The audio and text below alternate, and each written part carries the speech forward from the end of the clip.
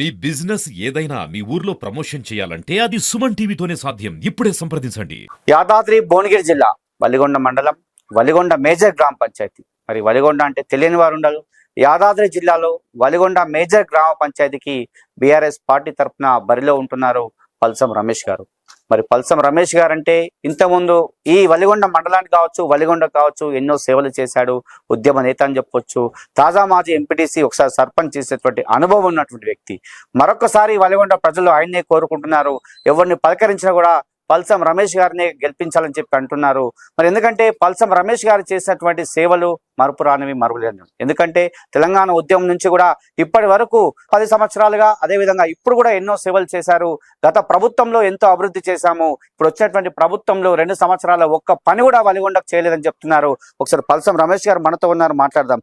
రమేష్ గారు చెప్పండి, నిజంగా వలిగొండ మండలానికి కావచ్చు, మీ వలిగొండ కూడా ఎన్నో సేవలు చేశారు. మళ్ళీ కూడా చాలా మంది ఓటర్లు పల్సం రమేష్ అయితేనే బాగుంటుందని చెప్తున్నారు. నిజంగా గ్రామంలో ఎక్కడికి వెళ్ళినా కూడా ఎలా అనిపిస్తుంది మీరు ప్రచారం చేస్తుంటే?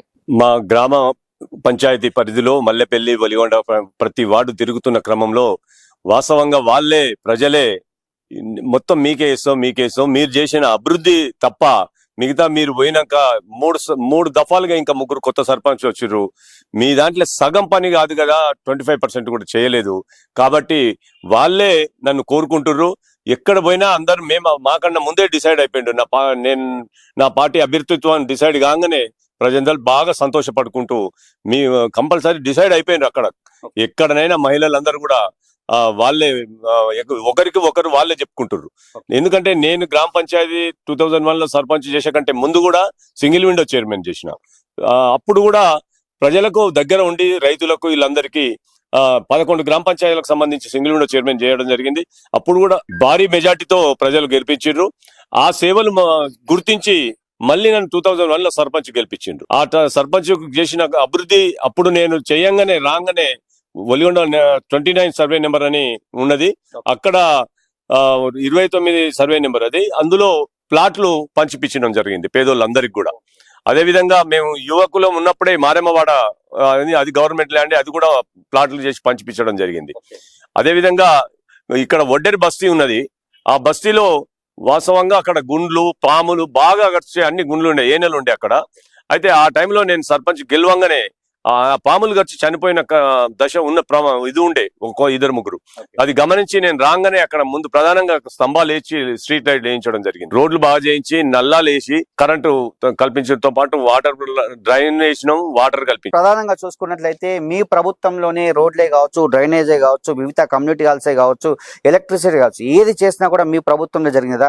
ఈ 2 సంవత్సరాల్లో కాంగ్రెస్ ప్రభుత్వం వచ్చాక ఏ ఒక్క కార్యక్రమం చేయలేదా? మాజీ ఎమ్మెల్యే శేఖర్ రెడ్డి గారే నేను ఎంపీటీసీ గెలవంగానే, సార్ మాది మండల హెడ్ క్వార్టరు, ఇప్పటిదాకా ఇది బాగా వెనుకబడిపోయిన ప్రాంతం ఉన్నది. ఎవరు వచ్చినా దీన్ని అధికార పార్టీ వచ్చినా కూడా వాళ్ళు కాంగ్రెస్ ఉన్నప్పుడు కూడా వాళ్ళ మనసులు ఇక్కడ డెవలప్మెంట్ చేస్తలేరు.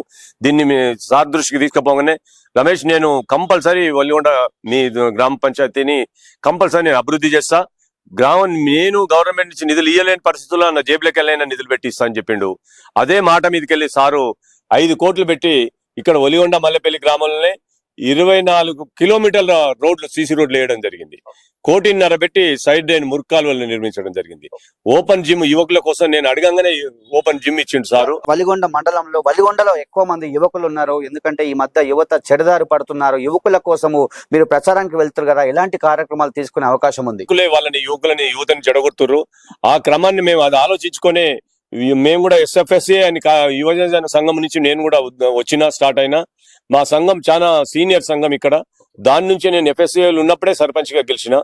మరి ఆ దృష్టిలో పెట్టుకుని యువత పెడు మార్గం పట్టొద్దని చెప్పేసి ఎమ్మెల్యే గారిని, సార్ ఇక్కడ ఒక జిమ్ కావాలి సార్, ఆటల పోటీలలో పాల్గొని మా పిల్లలు క్రమశిక్షణ మంచిగా ఇదవుతారని చెప్పేసి ఎమ్మెల్యే గారిని అడగంగానే మాజీ ఎమ్మెల్యే గారిని ఇక్కడ ఓపెన్ జిమ్ ఇచ్చిండు. దాన్ని బాగా ఇప్పుడు ప్రజలు, యువతతో పాటు ప్రజలందరూ కూడా దాన్ని బాగా వినియోగించుకుంటున్నారు. భవిష్యత్తులో నాకైతే బాగా స్పష్టంగా కనబడుతుంది. ప్రజలందరూ నా వెనుక అందరు కలిసి గెలిపిస్తారనే ఆలోచన వచ్చిర్రు వాళ్ళు. అప్పటికే నేను గెలిచినాక యువతని ఇంకా ఈ చెడు మార్గాల వైపు పోకుండా, యువతే రేపు భవిష్యత్తు దేశానికి అని చెప్పేసి నాకు యువకుల నుంచి కూడా నేను పొలిటికల్ గా కాబట్టి ప్రధానంగా యువతని నేను చెడు మార్గంగా పోకుండా చూస్తా. వాళ్ళకి ఇంకా భవిష్యత్తులో ఈ ఓపెన్ జిమ్ ఒక్కటే కాదు, ఇక్కడ నేను ఇండోర్ గేమ్ స్టేడియం ఒకటి, ఓపెన్ స్టేడియం ఒకటి తీసుకురావాలని ఆలోచనతో ఉన్నా. ఈ ప్రభుత్వం వచ్చి 2 సంవత్సరాలు అయింది.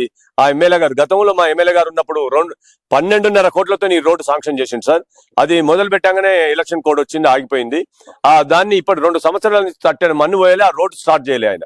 నిన్న మొన్న ఒక 2 కల్వర్ట్ స్టార్ట్ చేసిర్రు, మళ్ళీ వాళ్ళు బంద్ చేసిర్రు స్టార్ట్ చేసి. అక్కడ యాక్సిడెంట్లు అవుతున్నాయి. 2 సంవత్సరాల్లో అభివృద్ధి అంతా శూన్యం, వలిగొండకు చేసింది ఏమి లేదని చెప్తున్నారు. అదే విధంగా మీ ప్రభుత్వంలో అన్ని జరిగినాయి కదా. ప్రధానంగా అర్హులందరికీ గ్రామంలో కావచ్చు, ఎలాంటి ఇందిరం ఇళ్ళే కావచ్చు, సంక్షేమ పథకాలు ఇచ్చే విధంగా మీరు ఏ విధంగా ముందుకెళ్తారు?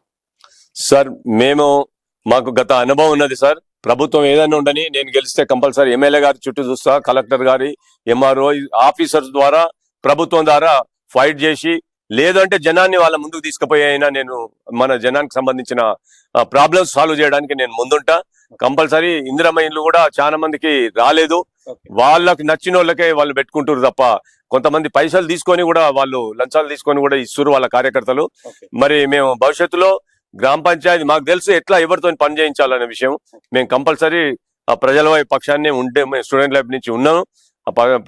ప్రజల్ని ఎట్లా అభివృద్ధి చేసుకోవాలి, ప్రతి ఈ గ్రామాన్ని ఏ వాడాలి, ఏ ప్రాబ్లం ఉన్నదని చెప్పేసి స్పష్టంగా నాకు అవగాహన ఉన్నది సార్.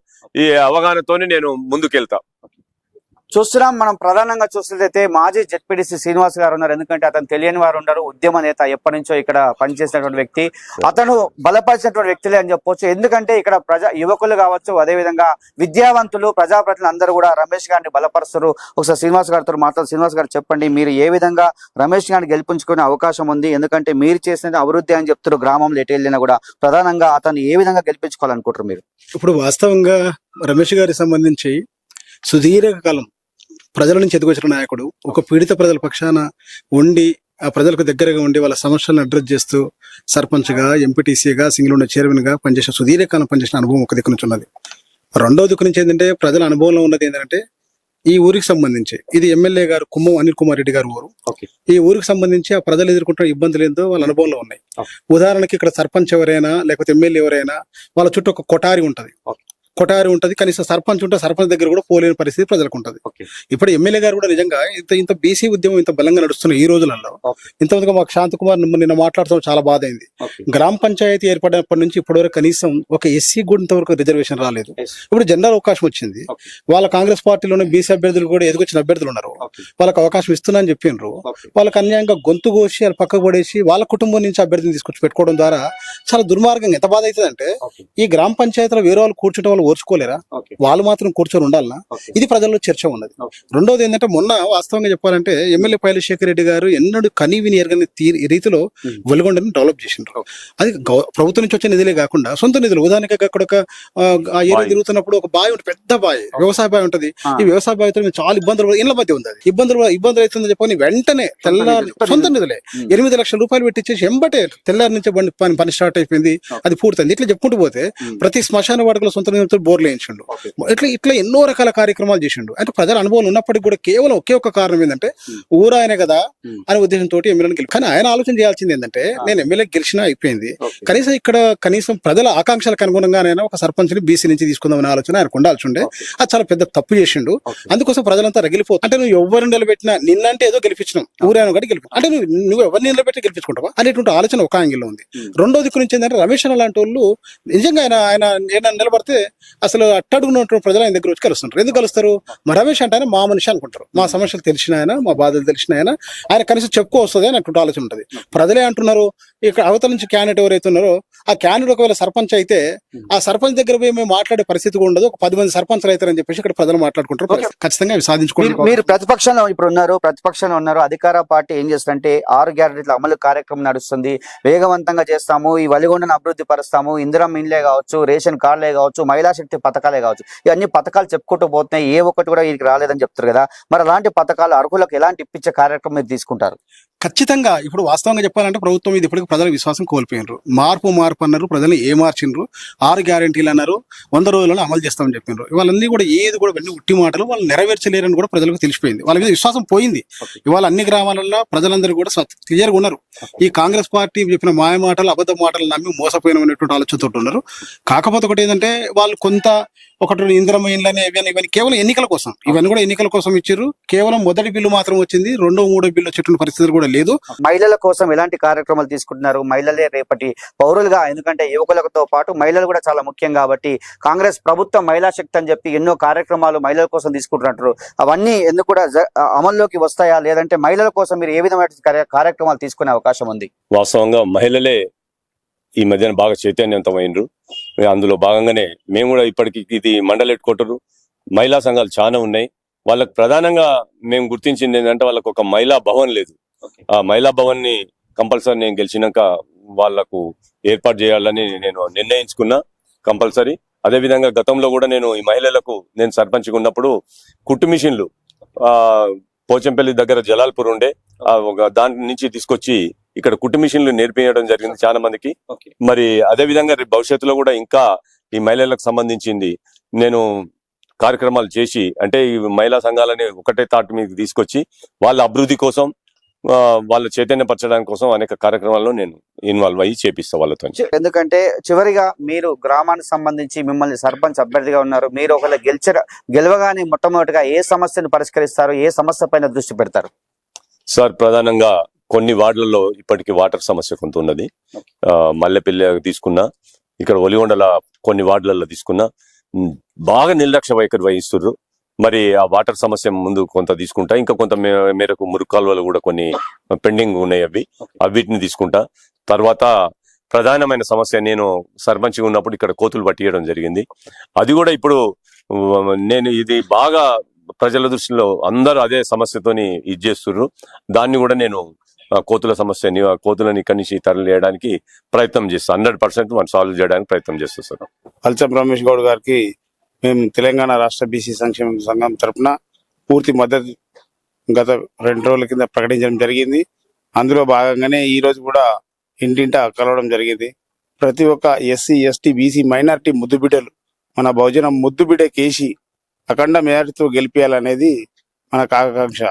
గత ప్రభుత్వంలో పైలశేఖర్ రెడ్డి ఆధ్వర్యంలోనే ఎన్నో కోట్లు పెట్టి వలిగొండను అభివృద్ధి చేశాము. ఇప్పుడు కూడా మాకు అధికారం ఇచ్చినట్లయితే ఈ 3 సంవత్సరాలు కూడా అద్భుతంగా, అంటే ఈ ప్రభుత్వం ఉన్నప్పటికీ కూడా ప్రతిపక్షంలో ఉండి పోరాటం చేసి సంక్షేమ పథకాలే కావచ్చు మిగతా అన్ని కూడా అందిస్తాము. అదేవిధంగా బీఆర్ఎస్ పార్టీ తరఫున పోరాటం చేస్తాను. ప్రజా సమస్యలపైన నేను ఇప్పటికే ఎన్నో అనుభవాలు ఉన్నటువంటి పదవులు చేశాను కాబట్టి ఆ అనుభవంతో ఇంకా కూడా ముందుకెళ్తాను.